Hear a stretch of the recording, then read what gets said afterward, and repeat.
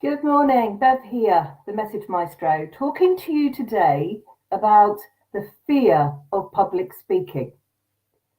So let us look at debunking some of the myths around this fear people have. Because actually, your fear is not about the public speaking. The actual doing the bit isn't what terrifies the life out of you. What frightens you, and if you can hear bells going on in the background, that's my mobile going somewhere else in the flat, and I'm not even going to bother going to look for it. The fear that you build up in your head about speaking in public is based on all sorts of psychological things going on in your head at that moment.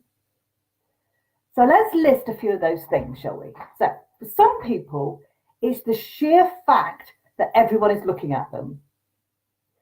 There are those people who do not want to be in that sort of focused center of attention. Scares the living daylights out of them. And I get that. I do get that. I'm very confident, but I've had to learn to be. I didn't grow up with that confidence. And that sort of idea that everyone is looking at me, you then start worrying and all those perceptions about yourself start coming out. So, for me, and I'll be absolutely honest with you, it took me a long time to get over this. People are looking at me and I'm thinking, oh God, I'm too fat. Oh, what have I got on? They won't like that. I'm not pretty enough. I'm not this, I'm not that. I've got weird colored hair. All sorts of things. I used to act. I was on the stage and I acted, and you hide behind a character and disguise when you're acting. And I loved that. In fact, the worst bit for me was always the curtain call, because then suddenly you were you bowing in front of these people. But the idea of hiding behind the costume, the makeup, the character, this other life, this other story, really, really worked well for me. And for a long time, I just thought, I'm a good actress. Woohoo. As I've got older and as I've sort of stopped doing the acting bit and stepped forward because I want to share the skills that I have around speaking with people, I've had to come to grips with the idea that actually through my life, I've held on to hiding behind all that stuff. And, the wacky hair and the no makeup and the weird clothes and the not bothering sometimes and all of that was just another way for me to hide. And the first time I stepped onto a stage to do a speech, and we're going back quite a few years, admittedly, the thought that everyone was looking at me and suddenly I was the focus of everyone's attention, it was scary, really scary.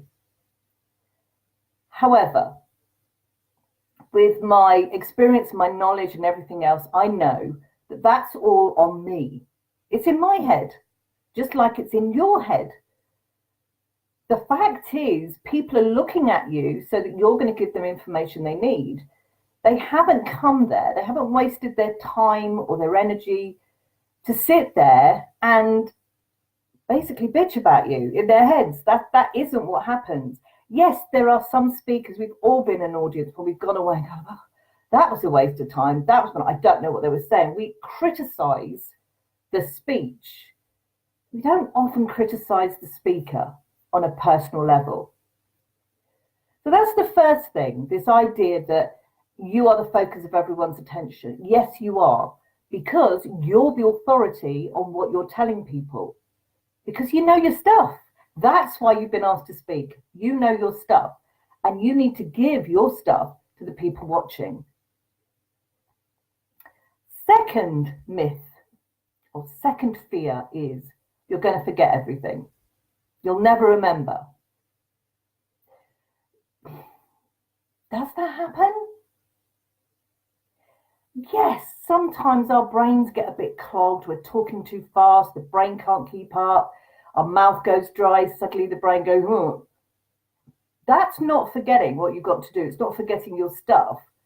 That's just about the brain The brain is doing what it thinks you want it to do. You're going into this sort of blind panic, and the brain's going, oh, she's panicking, right, let's shut down, let's just not think, let's just hide, let's run away. So the brain is doing what you want it to do. What you have to remind yourself is, and keep telling yourself is, you know your stuff. Nobody's asked you to go out there and talk about something you don't know about. People don't ask me to get up and do a speech on nuclear physics. Total waste of time. Or cooking. Total waste of time. I don't know that stuff. I could probably wing my way through it, but that's purely because I've got years and years of experience.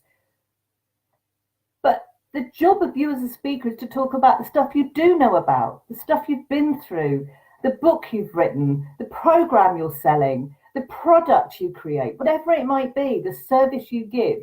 That's your playground. That's what you own. And they've come to hear what you've got to say about it. So you can't forget it. But what does happen is sometimes people go so fast, or they get so wound up and so scared that everything closes down. And there are ways to get over that. There really are. And then the third thing that I've heard people say is, people don't want to hear me. You know, what do I know? Mind monkeys. That's the little voice on here that we have, especially as women, that think, you know, we're not good enough, or what we know isn't enough. Why would anyone want to listen to us? Well, why wouldn't they want to listen to you? You know your stuff. You're the expert. You're the authority. And these people need to know that you know it, because then you get more clients, they get answers, everybody's on a win-win. People don't ask you to speak unless they know that you can. Professional speakers don't just get plucked out the air. It's because they've spoken at so many events. People book me because they've heard me speak at events. I never book a speaker unless I have heard them or worked with them. So if you're asked to speak, just remember, the only reason they're focusing on you is because you're up there and you know your stuff. You can't forget your stuff because that's what you do. That's your life. That's your business. You're not going to forget it. And 3, people want to hear what you've got to say because you are the authority. So those are my 3 tips today about getting over the fear of public speaking. Yes, you're always going to have nerves. I always have nerves. Use those nerves. Use the adrenaline. But that's the basics. Of course, there's all sorts of other things that you need to know about to be a really, really effective and good speaker. But that's for another day. So have a great week. And please, if somebody asks you to stand up and speak, don't say no. Step outside that comfort zone and say, okay, yeah, I'm going to do this. And then go over to allthewsbevhepting.com and find all the resources you need to help you do that. Or contact me, bev@bevhepting.com. You know where I am. I'm all over Facebook. I'm all over social media. And I'm going to be all over you if you don't start saying yes to public speaking and talking about your business and growing it. Okay, have a great day, have a great week, and I'll talk to you again soon. Bye.